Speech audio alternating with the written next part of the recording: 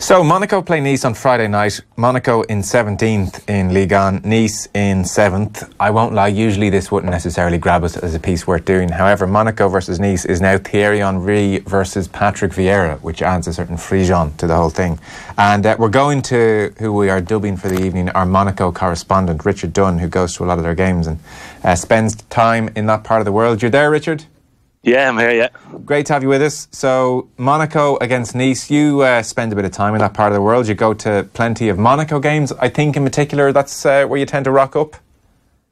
Yeah, we go to most of the home games for Monaco, so I've seen quite a bit of them this season, and yeah, it's not been pleasant watching, to be honest, but it's I suppose it's top level football, but they've just been unfortunate with the amount of injuries they've had this year. Yeah, because we've been judging from afar and just presuming Thierry Henry must be doing a fairly poor job, but the injury crisis is really quite something. For instance, a recent game against PSG, they had 16 injuries out of 24 senior players, which seems faintly impossible. I think they currently have 11 players out injured, so it seems Thierry Henry has walked into a pretty tricky situation here. Yeah, it's not the team or the club of 2 years ago when they were flying in the Champions League and had all them superstars. Obviously, they've all gone now, and the replacements, I suppose, they're not anywhere near the same level. And I think the process was when they sold all them players, they thought, well, we'll just buy more new ones again, younger ones, and sell them. But the same quality isn't there, and it's an unbalanced squad, really. You know, so it's not. It's not a lot of leaders in it, and it's once the injuries happened and the results started going against them, and they didn't seem to have that person who could just drag them and help them turn the corner.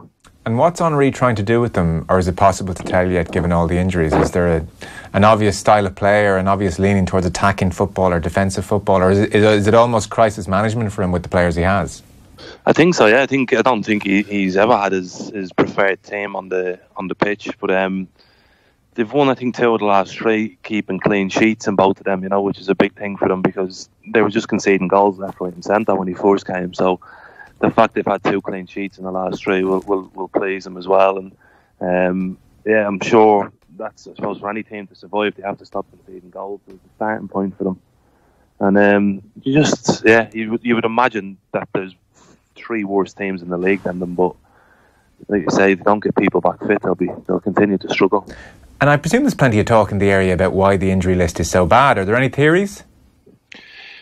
There isn't really, you know. It's just one of those unfortunate things that's come along. I don't think there's been any changes in terms of training or anything like that. They've got a really class facility up in the mountains where they go for training and everything like that. The pitches are the same. So I don't know. I just think it's been unfortunate for them that they have had so many knocks and niggles and missing. You can have them in a club, but to all your senior players, it's a real blow to them.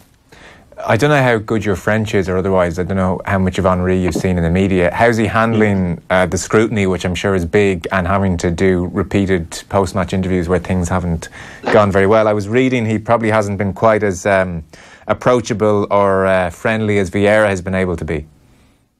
Yeah, he's obviously every game they're losing, so it's not nice for him. But I think they've been questioning what he's actually doing on the sideline because sometimes he just looks puzzled. Like it's been a big transition from assistant to actually making the decisions. But I think once now they're starting to win a couple of games, it'll obviously be easier. But he's very supportive of the players in terms of saying that they're playing well and they've been doing good. But then they were getting beat 4-0 by Bruges and 4-0 by PSG, so it's difficult to say that they're actually doing well. And when you say he looks puzzled on the sideline, is that the decisions he's making or just his general demeanour?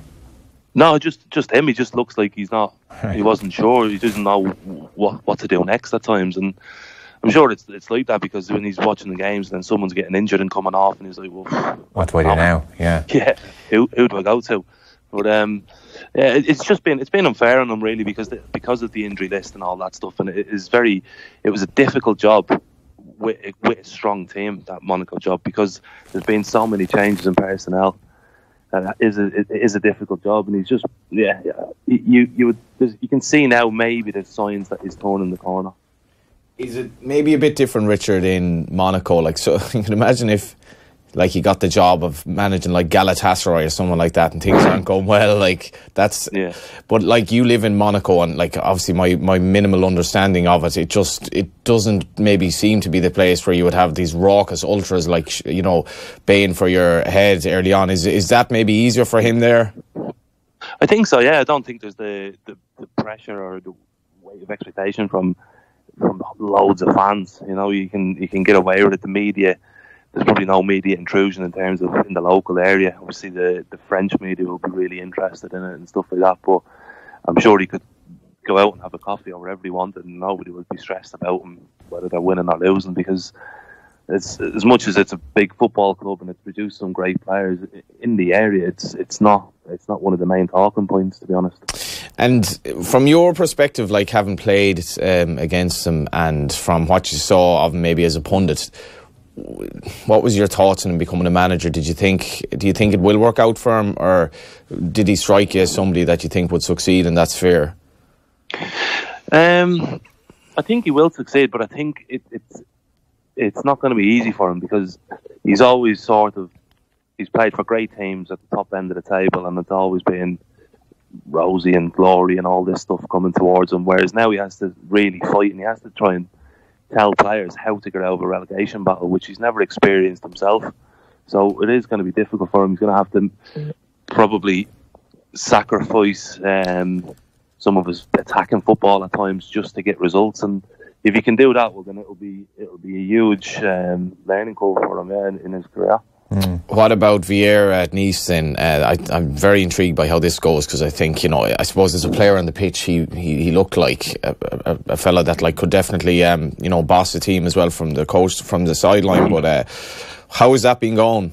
I think it's been going well. They've been really pleased with him. I think he struggled to score goals this year. The team's not scored many goals, but defensively they've been solid.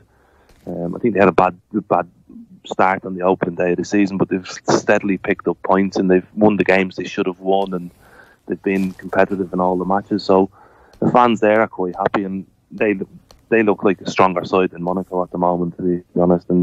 But again, it's just putting the ball in the back of the net, and that's where they've lacked a little bit this season.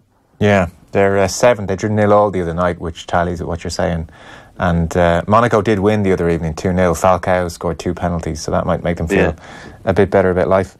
I was in Monaco once. I didn't go to a match, but it is a strange place in many ways, and it can feel like you're just one of many tourists who's watching the same bloke drive his Lamborghini around again and again, and you're kind of just watching very, very rich people go about their daily lives, and half the time they seem a little bit bored themselves. It was a weird atmosphere. I never see a full house when I catch Monaco games on the TV. Even though it's a small stadium. I mean, the stadium, it was very kind of iconic, cool stadium, and people might not realise it's right on the water. You know, it's fantastic. Is it over a car park? Place. It's over a car park. Yeah. Right. Why? I don't know why that just came into my head. I do remember that, but I've thought the same, John. Obviously, Richard no, but it must be a little bit different, like very different. Yeah. What's the match going experience like in Monaco then?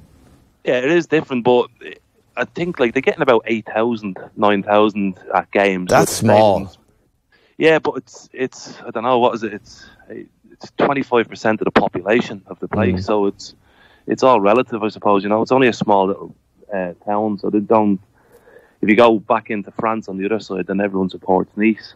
Okay. Away. So it's the catchment area is not great for them, but it's good. It's difficult watching French football at the best of times because of how slow it is and the build up and all that stuff. So it's not it's not great to watch. But then you see a lot of young players coming through and a lot of interesting players that will generally end up across the water over in England or wherever they go after that. I must say, anytime I watch it, the slowness is a bit of a killer. I mean, you can just watch midfield and back four passing the ball around with no real aim or purpose. It can look like you kind of wonder, is everyone just having a wink and a nod and taking 5 minutes out here sometimes? So if that was in an English stadium, then the crowd would be on their backs and to come on, do something. But a French audience are obviously more used to it and accepting of it. Yeah, they seem to be, but it doesn't make for attractive football. That's I think what they could do, which would probably improve their chances in the league, would be to certainly for the coaches like Henry and Vieira who've managed in England, is to try and play with that little bit more intensity, because the other teams just wouldn't be ready for it. But they just all seem to settle into the same way of playing and just wait for that one little opportunity. And in and around the box, it's quite sharp and quick, but in general, the build-up is quite slow. Is there still a big reliance on sort of France's colonial history in the sense of going to Africa for a lot of players? Like, I think you just, anytime I watch French football, you see a lot of African players, and it just seems to be a great kind of, I suppose it's almost like the English equivalent of Irish players going over there. But is that still the case where like they're quite reliant on bringing players from promising African players through? Yeah, I think someone was saying that most of the players all just come from Paris and around that area and the different colonies, I suppose, which have moved to Paris or stuff like that. But the very athletic league for the like the players in around 18 to 20, 21. Lots of really strong physical athletes in the team, and that's why even more so you think, well, you should be able to play at that higher tempo, but for whatever reason they don't. Yeah, interesting. If you had the choice, would you go to watch Monaco or Rovers Bows? Depends where Rovers and Bows are playing.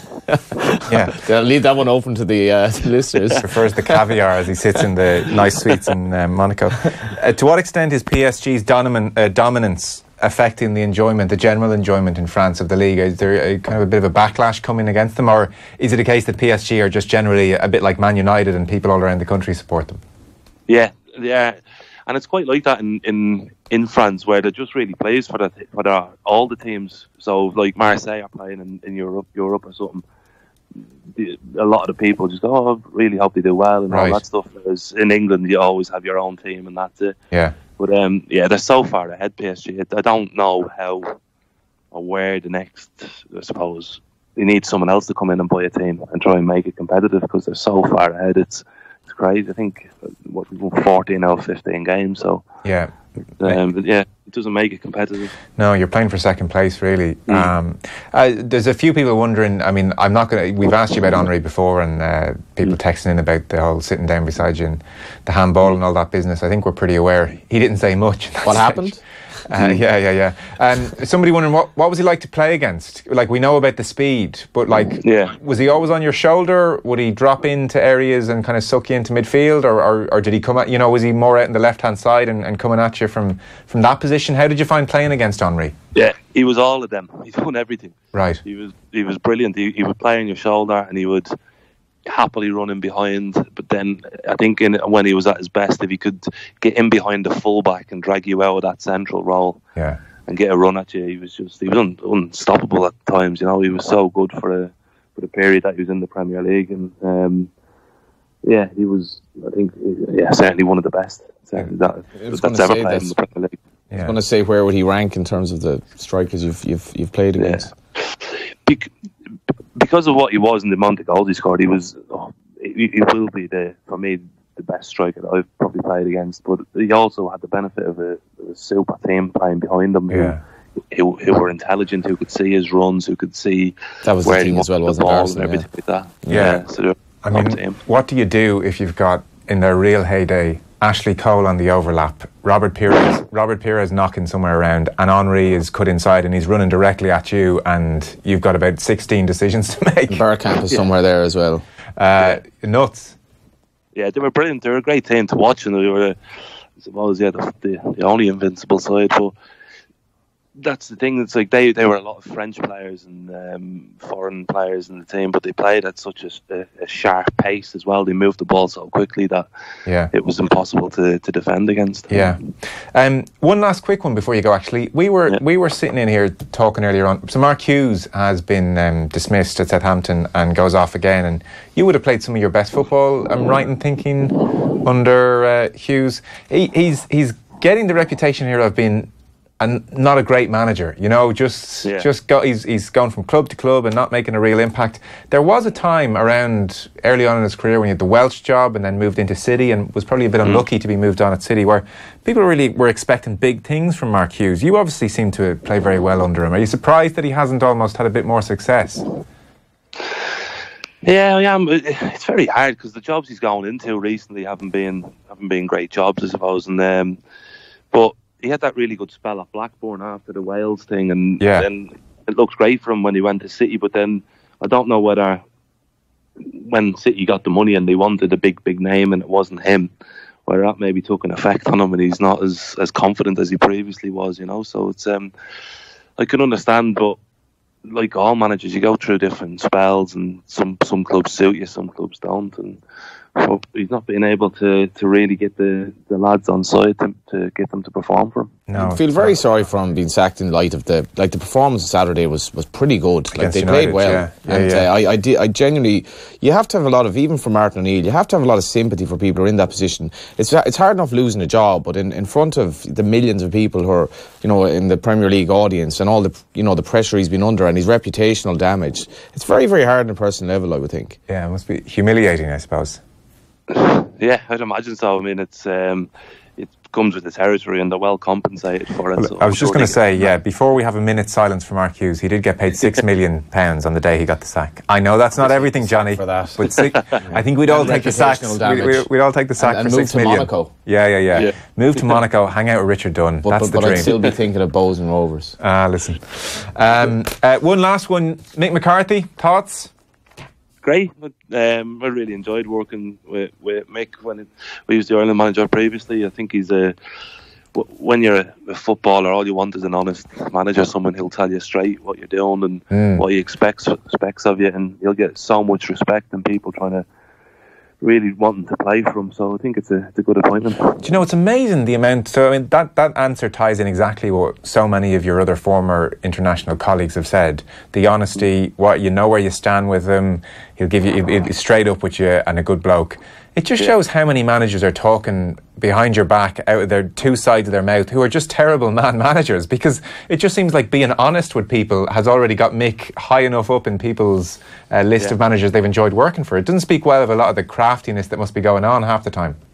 Yeah, well, that's it. People are always, I mean, looking for the next player, you know, and they can't hide the fact. Whereas I'm sure Mick would be straight up with you and say, look, you're not doing great, so I'm looking for a new centre-half. So would he? Yeah, okay. And players like that.